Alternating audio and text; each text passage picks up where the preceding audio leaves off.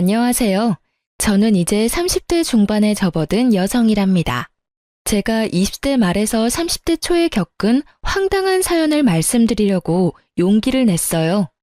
어느 날 동네에서 가장 큰 마트 사장님이 저를 보자고 하시더라고요. 제가 그 마트에서 아르바이트를 오래 했고, 마트 사장님은 저를 참 마음에 들어 하셨었죠. 그래서 아르바이트를 그만두고도 계속 친분 관계를 유지하고 있었어요. 사장님은 저를 만나면 맛있는 밥도 사주셨고, 저는 가게에 일손이 빌 때마다 가서 도와드리기도 했어요. 저를 마치 딸같이 생각해 주시더라고요. 어느 날 또 맛있는 것을 사주시겠다며 저를 부르셨죠. 그런데 이번엔 좀 의외의 말씀을 하시더라고요. 혜정 씨를 좋게 본 사람이 소개를 시켜달라고 어찌나 조르는지 원. 소개요? 무슨 일자리인가요? 일자리가 아니라 소개팅을 시켜달라는 거야. 그런데 이 집이 아주 좋은 집안이에요. 아들과 아버지가 같이 사업을 하는데 꽤 잘 되나 봐. 그 집으로 시집가면 아마 혜정 씨 팔자 필걸? 저는 이 말을 듣고 좀 의아했답니다. 저는 시골 출신으로 고등학교를 졸업하고 바로 서울에 올라와서 직장 생활을 좀 하다가 지금은 부동산 중개사 자격증을 좀 따볼까 하고 준비 중에 있었거든요. 사업체를 운영하면서 부유하게 잘 사는 집에서 며느리감으로 찍을 만한 사람은 절대 아니었죠. 그런데 그 아들도 그렇고 집안에서도 그렇고 그저 얌전하게 살림하고 아이 낳아 키울 현모양처감을 원한다죠. 그러다가 사장님 마트에서 저를 보았다고 했어요. 그리고 마음에 들어 사장님께 다리를 놔달라고 부탁한 거죠. 얘기를 들어보니 서울에 얼마 남지 않은 일반 주택에서 살고 있는데 경치도 풍광도 마치 외국 예쁜 도시 같은 방배동에 있는 큰 집에서 살고 있다는 것이었어요. 저 역시 굳이 결혼 생활과 직장을 병행해야겠다는 생각은 없었기에 사장님이 말씀하신 대로 한번 만나나 보자 싶었죠. 안녕하세요. 혜정 씨 말씀 많이 들었습니다. 저는 굳이 내세울 게 없는 사람이라서 아마 사장님이 다 말씀하셨을 거예요. 첫 마디를 떼는데 아주 겸손하게 자신을 소개하더라고요. 인상을 보니 부잣집 아들답게 아주 귀티나는 인상이었어요. 남자 피부가 어찌나 하얀지 여자 피부 같더군요. 얼핏 보기에도 밖으로 나다니지 않고 사무실에만 있는 사람으로 보였어요. 아무튼 첫인상이 나쁘지 않은 사람이었답니다. 그래서 두 번째, 세 번째 만남을 가지게 되었죠. 3번 정도 만났을 뿐이었는데 그 사람은 제가 편했는지 먼저 만났던 여자와의 연애담까지 들려주는 거였어요. 남들이 보면 잘 나간다고 할 만한 커리어우먼이었는데 어떻게든 자기 주장을 관철시켜야 속이 풀리는 성격이었대요. 그런데 이 남자는 그런 성격과는 반대의 성격을 가진 것 같았어요. 먹는 것이든 만나는 장소든 굳이 자신의 뜻을 내세우지 않더라고요. 몇 번을 더 만나보았지만 뭐든지 저를 먼저 배려했고 여러 가지 면에서 여자한테 자상한 남자였어요. 만난 지 6개월 정도가 되었을 쯤에 생각보다는 좀 이른 프로포즈를 받게 되었어요. 하긴 그 사람이나 저나 홍기가 꽉 찬 나이였죠. 우리 집에서도 제 결혼에 대한 걱정이 슬슬 나오기 시작했고 그 사람 집안에서도 빨리 며느리를 보기를 원한다고 했어요. 그래서 서둘러 상견례 날짜를 잡았죠. 다행히 상견례는 화기애애한 분위기에서 잘 끝났답니다. 그리고 결혼 준비를 위해서 우리 엄마와 그 사람의 어머니가 만나면서 결혼 준비가 조금 삐끗하더라고요. 다름이 아니라 예단 때문이었어요. 예비시댁은 아버지 쪽으로 형제가 3분이시고 어머니 쪽으로 5남매라고 하시더군요. 그런데 아버지 쪽이나 어머니 쪽이 모두 좀 사시는 집안들이라서 결혼할 때 예단들이 좀 크게 오고 갔던 모양이더라고요. 그러니까 예비 시어머니의 말은 받았으니 갚아주어야 한다는 것이었죠. 그런데 말씀하시는 것을 들으니 샤넬이니 구찌니 하는 브랜드 이름이 왔다 갔다 했고 심지어 아버지 형제 되시는 분들께는 명품 로고가 붙은 양복 한 벌씩은 모두 해드려야 한다는 거였어요. 이 밖에도 요구가 많았죠.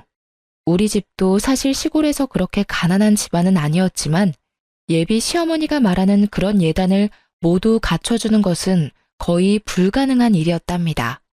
그래서 결혼 준비가 일단 소강 상태에 들어갔어요. 뭐야, 집안 형편 안 본다면서. 그런데 이렇게 예단을 크게 해오라고 하시니 이건 나를 며느리로 맞이하기 싫다는 얘기나 마찬가지잖아. 그게 아니라 엄마도 조심스럽게 말씀을 꺼내신 거라고 하시더라고. 받은 것이 있으니 돌려줘야 할 텐데 어떡하나 하고 말이야. 이건 자기가 이해를 좀 해줘. 그 대신 우리 살 집값은 넉넉하게 해주신다고 했어.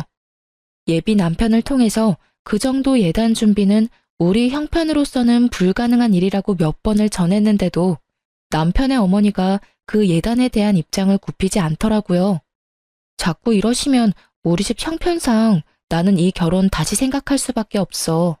부모님 사시는 집 팔아서 예단 준비를 할 수는 없잖아. 결국 결론이 나지 않을 이야기가 돌고 돌다가 예비 시집에서 한 가지 제안을 하더라고요. 지금까지 받은 것을 생각해서 어느 정도 수준을 맞춰서 돌려줄 수밖에 없으니 예단은 시댁에서 알아서 하겠다는 것이었어요. 그 돈을 그런데 우리 신혼 살림 집값에서 좀 많이 충당하시겠다는 거였죠. 말하자면 예단비와 집값을 퉁치자는 얘기였어요. 그러면서 시어머니가 말하기를 어차피 집도 넓고 하니 집에 들어와 살라는 것이었죠. 시집살이요? 그건 정말 싫더라고요. 요즘 누가 시집살이를 하나요? 그리고 요즘 경향은 시부모가 오히려 며느리를 데리고 사는 것을 기피한다고 하잖아요. 며느리 시집살이라는 말이 괜히 나왔겠어요? 더구나 이 시집살이 제안에 제 발목을 잡는 원인이 또 하나 있었답니다. 바로 예비 남편의 누나가 되는 손이 시누이가 집에서 함께 살고 있다는 거였죠. 시부모님만 계셔도 힘든 판국에 손위 시누이에 남편까지 한 집에 살고 있다니 이 결혼은 정말 아니다 싶었답니다. 자기야, 우리가 아무래도 인연이 아닌 것 같아. 나는 부모님 모시는 것도 자신이 없지만 시누이하고 한 집에 사는 건 정말 자신 없어. 그러니 우리 그냥 이쯤에서 결혼 얘기 접자. 예비 남편이 한동안 말이 없더라고요. 그러다가 고개를 들어 창밖을 보는데 눈물이 반짝이는 게 보였죠. 그리고 그 반짝이는 것을 들키지 않으려는 듯 천장을 바라보기도 하는 거였어요. 제 나이가 몇인데 지금까지 연애 한번 못 해봤겠어요. 결혼 얘기가 나온 적은 없었지만 헤어지던 순간에도 남자의 눈물은 본 적이 없었답니다. 그동안 시집의 예단에 대한 고집과 그럴 여유가 없다는 저 사이에 끼어서 이 사람이 중간에 죽어났겠구나 싶었죠. 모든 걸 다 떠나서 내 마음을 좀 생각해줘. 그리고 우리 누나는 조금 있으면 나갈 사람이야. 길게 같이 살 생각 아니고 지금 매형이 하는 일이 잘 안 돼서 잠시만 우리 집에 살고 있는 거야. 그러니까 제발. 여자의 눈물에 약한 것이 남자라고 하더니 제 경우는 남자의 눈물 몇 방울에 마음이 약해진 케이스였어요. 생각만 해도 싫은 시누이까지 같이 사는 시집살이였지만 잠시라고 하니 일단 이 사람을 믿어보자는 쪽으로 마음이 조금씩 기울었답니다. 이렇게 얘기가 풀리면서 결혼 준비는 다시 활기를 띠었어요. 신혼여행도 해외로 열흘이나 보내주더군요. 시누이까지 있는 시집에 들어와 살기로 한 며느리에게 미안하다는 뜻에서 보내주는 것이라고 했다죠. 그렇게 달콤한 허니문이 끝나고 신혼 살림에 들어갔죠. 물론 결혼 전에도 인사차 간 적이 있었지만 시집을 가서 집을 여기저기 돌아보니 그냥 휙 보았을 때보다 훨씬 넓더군요. 거기다 마당까지 넓어서 이 집을 관리하는 것만 해도 큰일이라는 생각이 들었어요. 그리고 시부모가 기거하는 안방을 잠시 들여다보니 작지 않은 사무실만큼 넓더군요. 일단 음식 마련하는 일만 해도 큰일이었어요. 모두 6식구가 먹고 살아야 하는 일이었죠. 신혼여행이 끝나고 인사를 받겠다고 거실에 앉아있는 시부모와 시누이 내외를 보자 한숨이 저절로 나오더군요. 신혼여행에서 돌아와서 다음 날부터 부엌살림에 대해 우선 배우기 시작했죠. 지금은 시누이와 시어머니가 같이 밥을 해먹고 살고 있었는데 이전에는 가정부가 있었다고 했어요. 그런데 처음엔 괜찮더니 날이 갈수록 해이해져서 내보냈다죠. 시누이는 아주 익숙한 솜씨로 제게 시범을 보였답니다. 그런데 저는 시누이가 제게 부엌 살림의 시범을 보이는 동안 정말 적지 않게 놀랄 수밖에 없었어요. 형님, 식구는 6식구인데 이 정도 양은 7, 8인분은 훨씬 넘겠는데요. 이렇게 음식을 미리 많이 만들어 놓으면 다 남아서 버리지 않을까요? 아니, 이게 우리 집 한 끼분이야. 우리 엄마 아빠가 대식 가셔. 그리고 아버지 사무실이 이 근처에 있어서 밖에서 점심 저녁을 해결하지 않고 집으로 드시러 오는 경우가 많거든. 그래서 항상 여분의 음식이 있어야 돼. 그리고 시부모님은 식사를 부엌 식탁에서 아들, 딸 내외와 함께 하시지 않고 꼭 안방에서 따로 드시더라고요. 제가 죽어라고 음식을 만들어 놓으면 시누이가 안방으로 음식을 가져다 드렸죠. 그리고 시아버지, 시어머니가 간식도 즐겨 드시니 저더러 나가서 사오라고 차키를 자주 주더군요.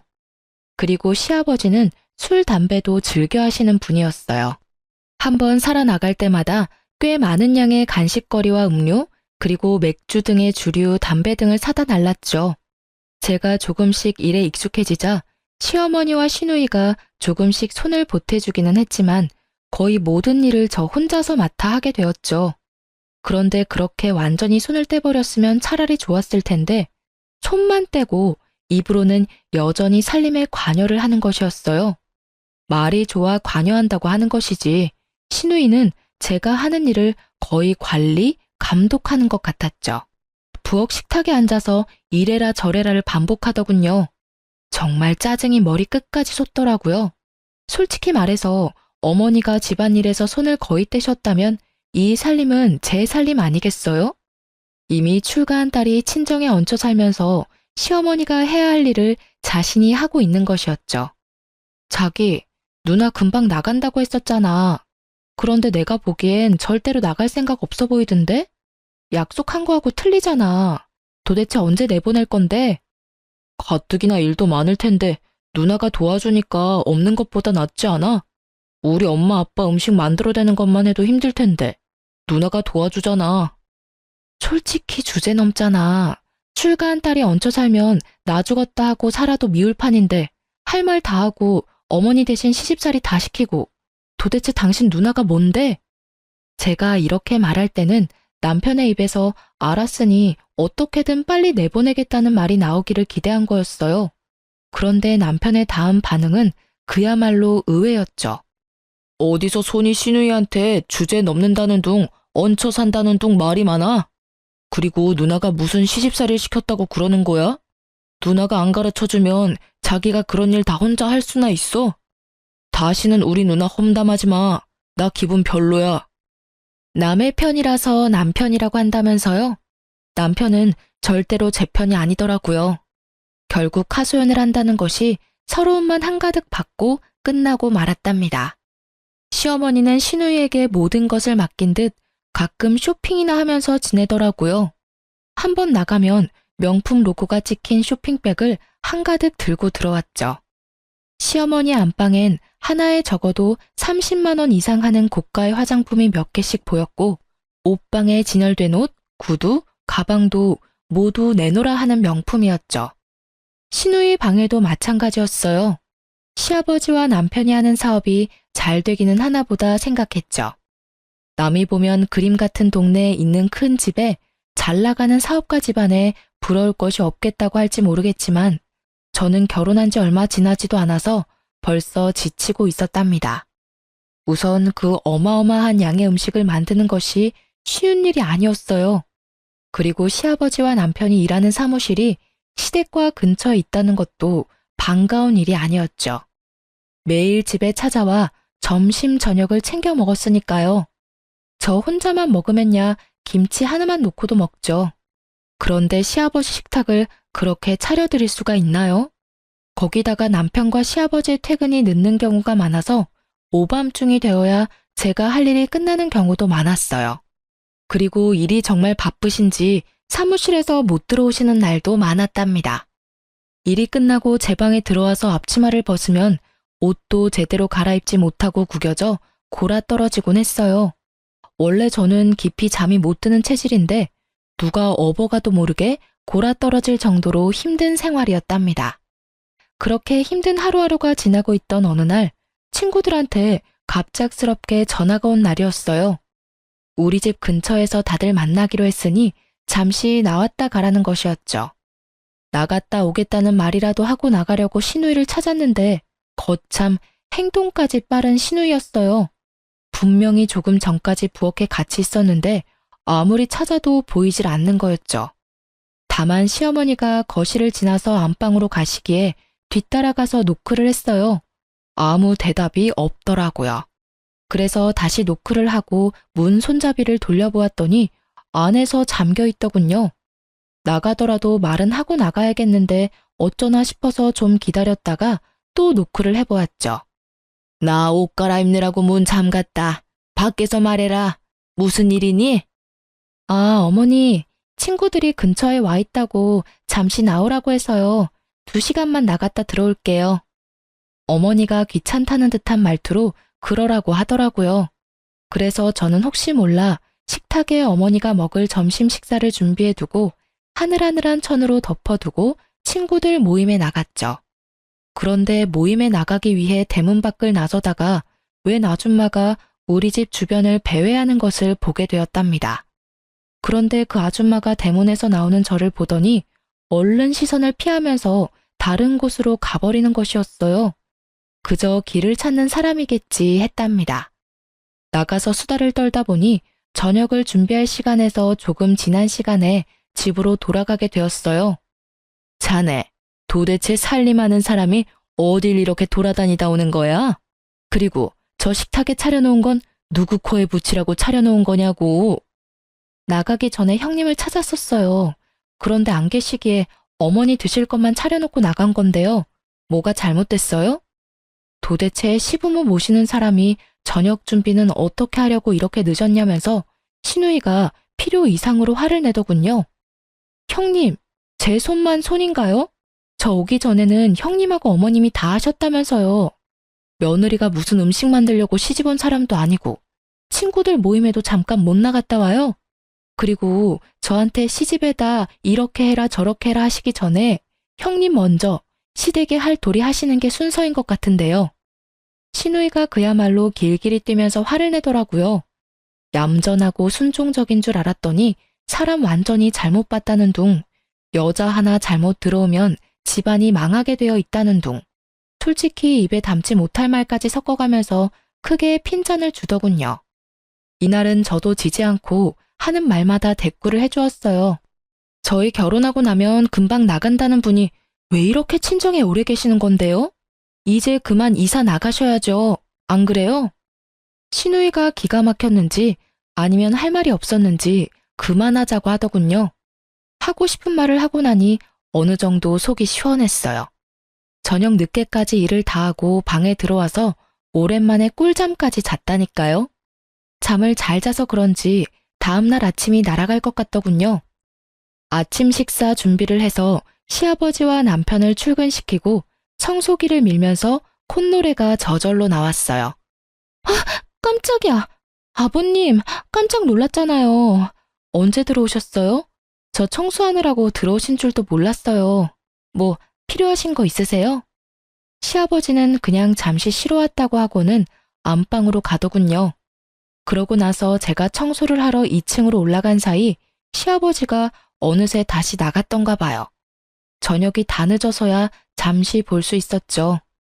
처음 시집 와서는 정말 몸이 너무나 힘들어서 제 방으로 들어가자마자 골아떨어지는 일이 부지기수였는데 이제는 몸이 적응이 되어서 방에 들어가서도 여러 가지 일을 할 수 있었어요. TV를 보고 깔깔거리기도 하고 인터넷도 뒤져보고 넷플릭스에서 이 영화 저 영화 보기도 하면서 시간을 보내다 잠이 들기도 했답니다.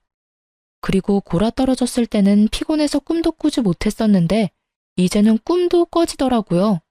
꿈에서 웬 불도저가 하나 나타나서는 우리 집 지하실로 쿠궁거리며 다가오는 꿈도 꾸었죠. 그리고 꿈에 신우이의 머리채를 실컷 잡아 흔들어 주기도 했어요. 비명이 마치 지옥 저 깊은 곳에서 들려오는 소리처럼 윙윙거리며 귓전을 울렸답니다. 신우이 머리채를 잡는 통쾌한 꿈도 있었지만 깊이 잠드는 타입이 아니라서 그런지 꿈자리가 늘 어수선했답니다. 하루는 꿈에 웬 술자리가 보였어요. 남자들 몇이 상을 두고 둘러앉아서 술을 마시면서 얘기를 하는 말소리가 두런두런 들리기도 했죠. 아무튼 잠에 골아떨어지지 않게 되면서 꿈을 자주 꾸는 통에 잠이 깊질 못했고, 그래서 낮에 졸린 나날이 계속되었어요. 그날도 요란스럽게 만든 아침을 먹고 시아버지와 남편이 출근을 했고, 집에는 시누이와 시어머니 그리고 저만 남아 있었죠. 제가 부엌에서 물잔을 씻다가 그만 바닥에 떨어뜨리고 말았죠. 크리스탈 물잔이라고 조심하라고 시누이가 말했었는데 또 한 소리 듣겠다 싶더군요.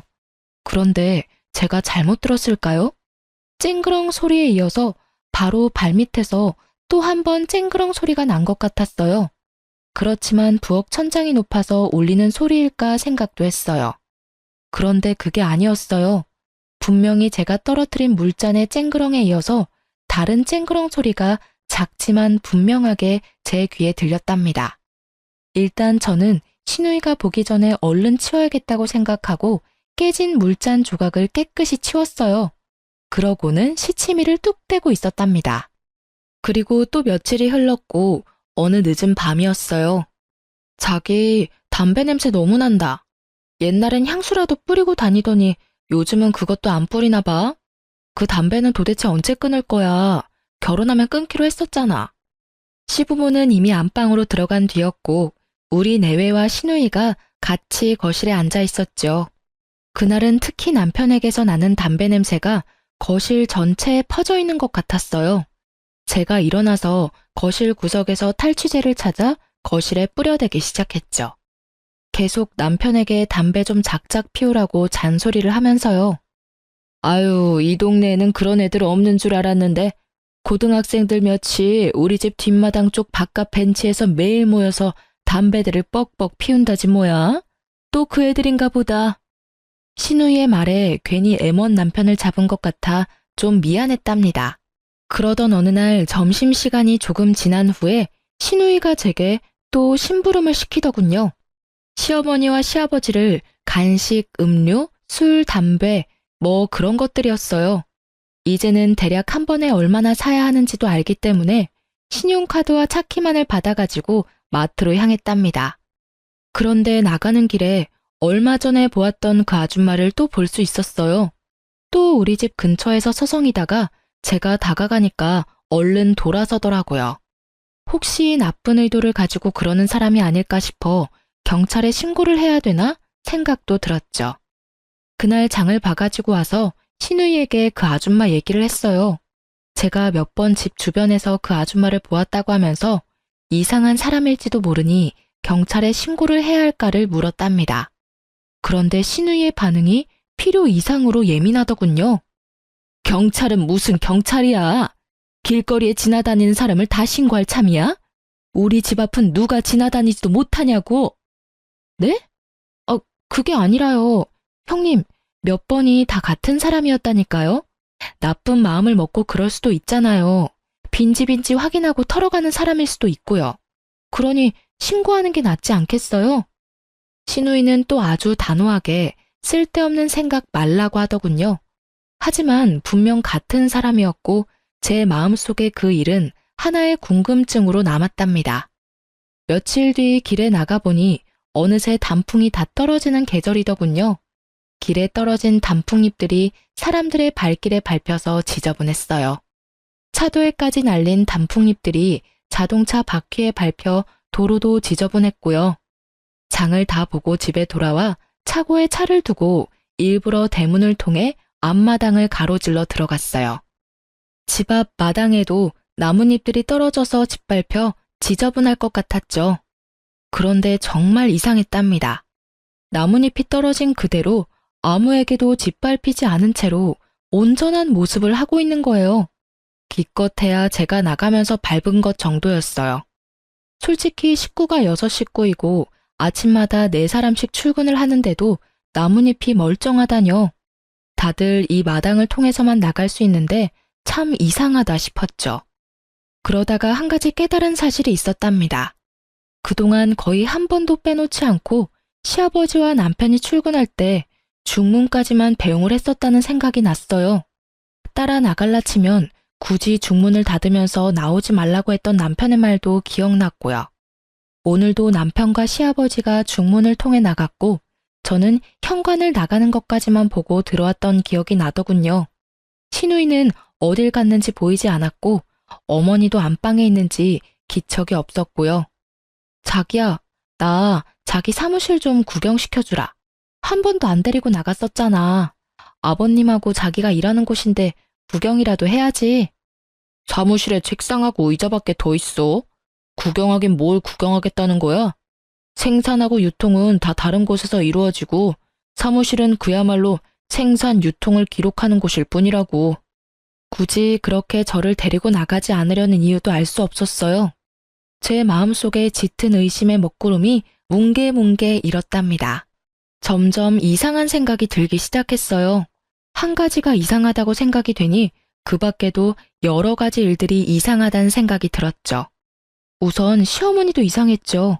아침을 먹고 방에 들어가면 쇼핑을 하러 나가는 날을 제외하고는 하루 종일 나오질 않는 거였어요. 도대체 안방에서 혼자서 뭘 하길래 그렇게 나오질 않는 것일까요? 그리고 시누이 남편에 대한 생각도 들더라고요. 아침을 먹고는 항상 어느새 사라지고 없었다는 것을 저는 이제 깨닫고 있었답니다. 처가의 재산을 믿고 그러는지 특별한 직업이 없는 사람이었어요. 그런데 매일 어디를 가는지 집에 없는 것이었죠. 결국은 이 궁금한 문제들을 하나씩 풀어보려 마음을 먹었죠. 시어머니가 한번 들어가면 도통 나오지 않는 안방을 살피기 시작했어요. 그래서 저는 시누이가 심부름을 시키는 날 마음을 굳게 먹고 현관문을 나간 다음 다시 살그머니 안으로 들어왔답니다. 우리 방에 몸을 숨기고 바깥을 조금씩 살피면서 안방 문이 열리길 기다렸어요. 드디어 육중한 안방 문이 열리더군요. 그런데 그 방에서 시어머니와 함께 시누이도 나오는 것이었어요. 두 사람이 함께 나와서 뭔가를 의논하는 것 같더니 부엌으로 향하더라고요. 정말 모험이었지만 저는 얼른 발소리가 나지 않게 안방으로 가서 방문 안을 들여다보았어요.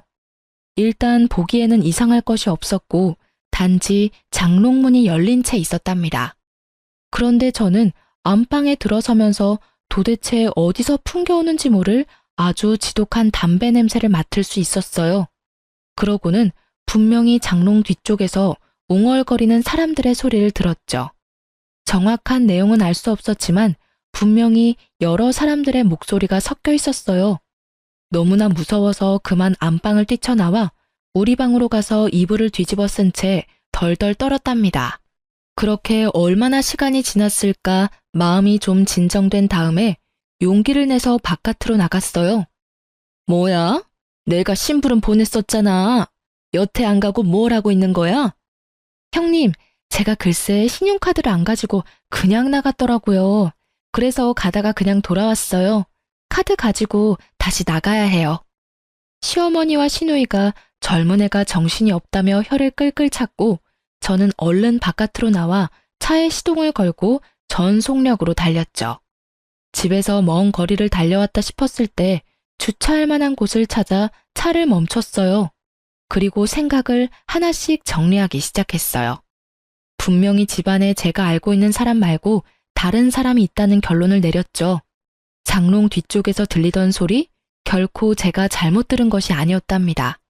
그러고 보니 안방에서 거의 나오지 않던 시어머니와 그 알 수 없는 목소리의 주인공들의 관계가 궁금할 수밖에 없었죠. 도대체 이런 일들을 어떻게 설명하면 좋을까요? 그러다가 제가 한 가지 기억을 놓치고 있다는 것을 깨달았어요.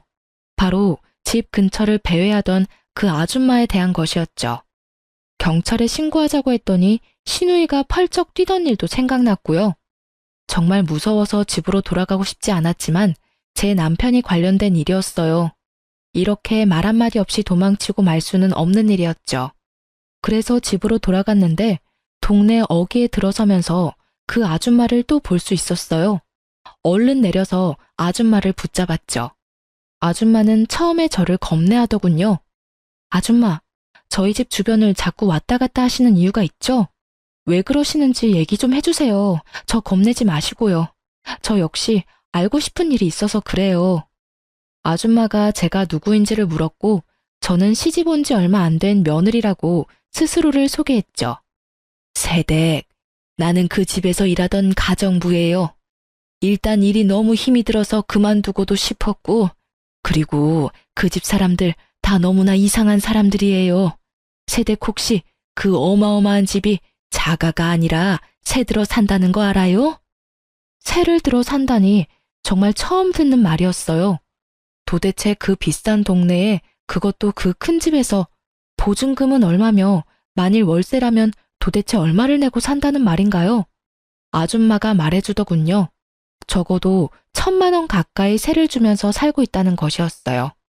그걸 어떻게 알았느냐고 했더니 의외로 우리 시집이 그 집으로 이사 온 것이 얼마 안 되었다는 것이었죠. 부근의 인력 사무실에서 아줌마는 인기가 좋은 사람이었다고 했어요. 요리 솜씨가 좋고 깔끔해서 써본 사람들은 다시 찾는다고 하더군요. 그래서 아줌마가 시집의 입주 가정부로 고용이 되었다는 것이었죠. 그런데 무슨 공사를 하는지 안방과 지하를 인부들이 왔다 갔다 하면서 공사를 하더라는 것이었어요. 기간도 꽤 걸렸고 마당에 쌓인 자재들을 볼 때 큰 공사였다는 것이었어요. 공사가 다 마무리되었을 즈음 어떤 사람이 찾아왔는데 동네 사람들에게서 얘기를 들었다며 집안에 어떤 공사를 했는지 따져 묻더라는 것이었죠. 그런데 시어머니와 시아버지가 지하실이 지저분해서 깨끗하게 개조해 놓았노라고 그 사람들을 달랬다더군요. 원하면 나갈 때 원상복귀 하겠다고 했고요. 그때 아줌마도 슬그머니 집주인과 시어머니를 따라 지하실에 내려가 보았다고 했어요.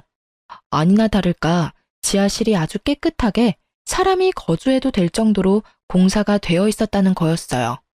집주인은 지하를 다른 사람한테 세를 놓지 않겠다는 약속을 받고 돌아갔다죠. 그러고 그 다음부터 시집의 생활 습관이 완전 바뀌었다고 했어요. 우선 시어머니와 시아버지의 식사량이 대폭 늘었고 혼자서 아줌마가 다 알아서 하기는 힘들었대요. 아줌마가 혼자 일을 하기 어려워 다른 사람 한 명을 더 쓰게 해달라고 말했더니 시누이를 불러들이더라는 것이었죠. 그리고 그 다음부터 지하에서 무슨 소리가 나는 것을 가끔 들었다는 것이었어요. 그래서 지하실을 염탐하다가 결국 해고되었다는 거예요. 거기까지 듣고 서로의 연락처를 교환했어요. 그리고 집으로 들어갔죠. 갔더니 시누이가 또 길길이 뛰기 시작하더라고요. 어딜 나가서 이제 왔냐는 것이었죠.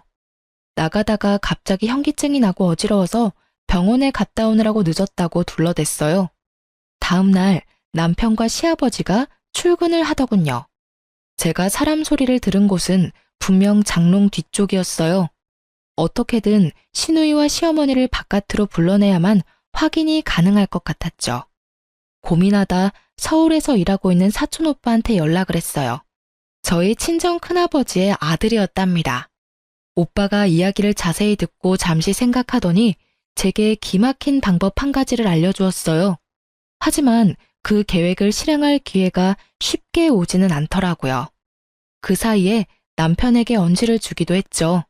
이 집이 자가가 아니라는 사실을 동네 사람들을 통해 들었다고 했어요. 남편이 흠칫 놀라더군요. 그리고 제가 남편을 떠보았어요. 도대체 왜 이렇게 큰 집에서 새를 들어 살아야 하느냐. 시누이네를 내보내고 집을 줄여 작은 아파트로 이사해도 비용을 크게 줄일 수 있을 것 아니냐고요. 남편이 자신은 결정할 권한이 없으며 부모님이 다 알아서 한다고 하더군요.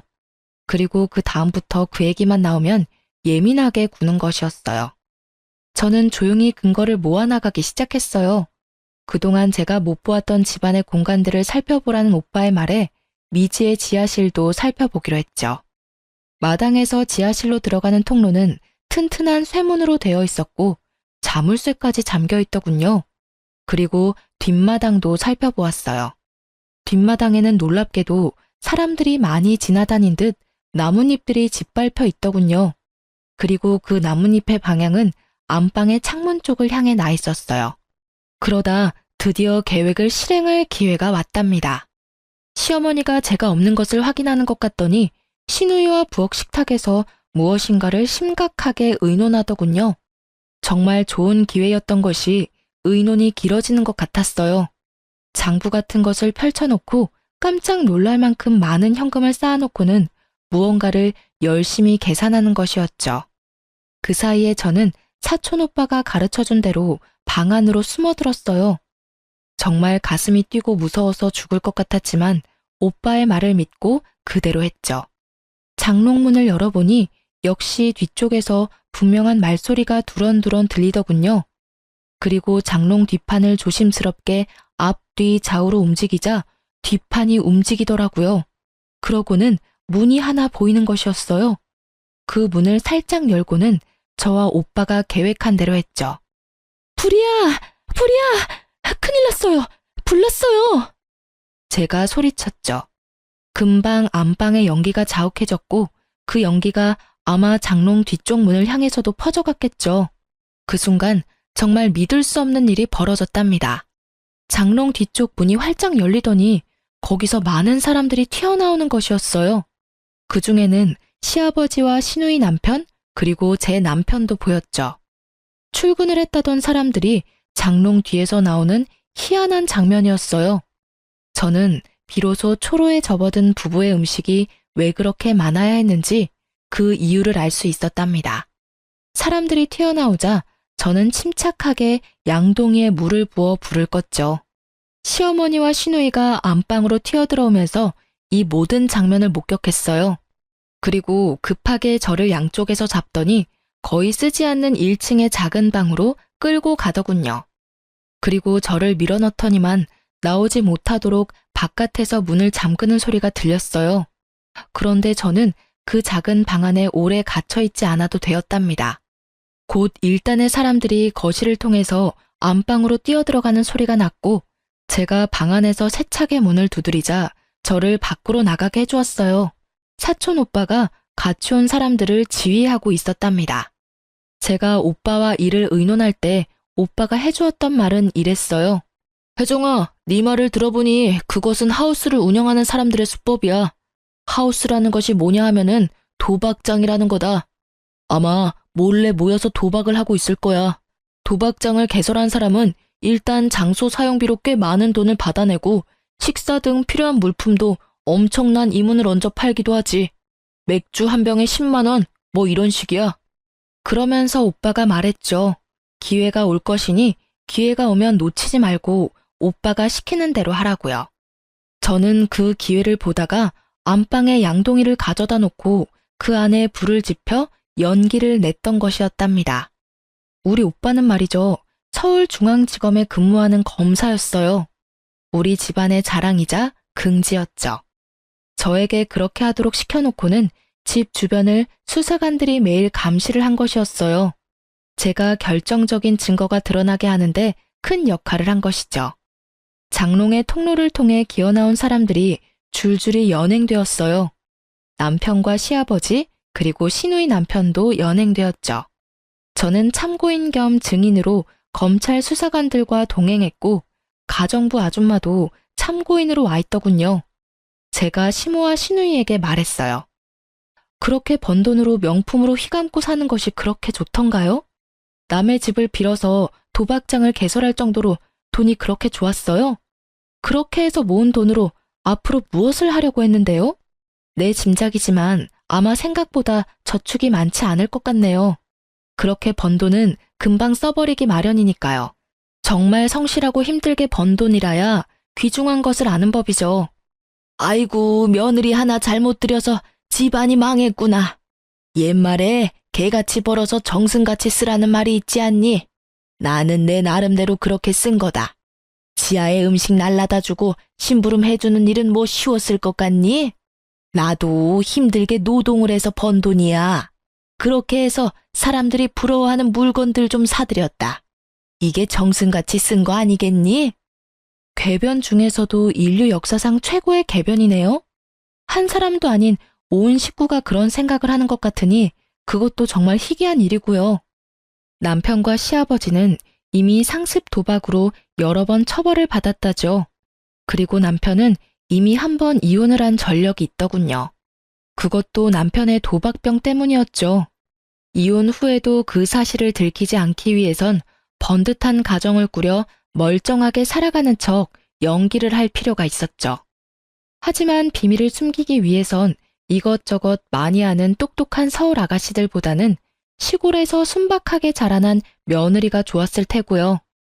아이씨, 시골뜨기를 아무것도 모를 줄 알았는데 완전히 잘못 짚어서 집안 망했네. 뭐 들어가도 몇 년 살면 나오겠지. 우리 집 이런 식으로 안 죽는다고. 사촌오빠가 이번엔 아마도 빨리 나오지는 못할 것이라고 말해주더군요. 시아버지의 도박병은 이미 젊은 시절에 시작되었대요. 그 아버지의 그 아들인지 일확천금을 노리는 경향이 똑같았다더군요.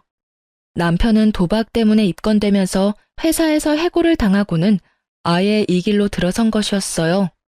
가슴에 손을 얹고 생각해봐. 회사에서 하루하루 열심히 일하고 한 달에 한 번 월급을 받는 그 기쁨이 기억이 나나? 그런 기쁨을 내던지면서 이런 두려움 속에서 돈만 추구하고 살았다고? 그리고 도박 뒤치다꺼리를 위해서 결혼을 했다고? 충고하지만 자식은 낳지 마라. 좋은 것을 가르칠 것 같지가 않아. 내가 보기엔 모두 구제불능이거든. 이혼 서류의 도장을 받으러 구치소로 갔죠. 남편은 여전히 들킨 것이 억울한 모양이더라고요. 저를 보고 이를 가는 표정을 보고 알 수 있었어요. 가족 전부가 도박 개장죄로 실형이 선고되었고 적어도 3년 동안 사회에서 마주칠 일은 없답니다. 남편과 이혼하고 저는 작은 회사에 취직을 했답니다. 주경 야독이라고 낮에는 일을 하고 퇴근 후에는 공인중개사 시험을 위해 열심히 공부를 하고 있어요. 적은 임금이지만 아껴 쓰며 저축도 조금씩 하고 있죠. 저금 통장이 한두 푼씩 불어나는 그 재미를 남편과 시집 식구들은 당연히 모르겠죠. 지금까지 제 결혼에 얽힌 이야기를 해드렸네요. 꽤 충격적인 이야기였을 텐데 시간 내서 들어주셔서 감사합니다. 좋은 하루 되시길 바랍니다.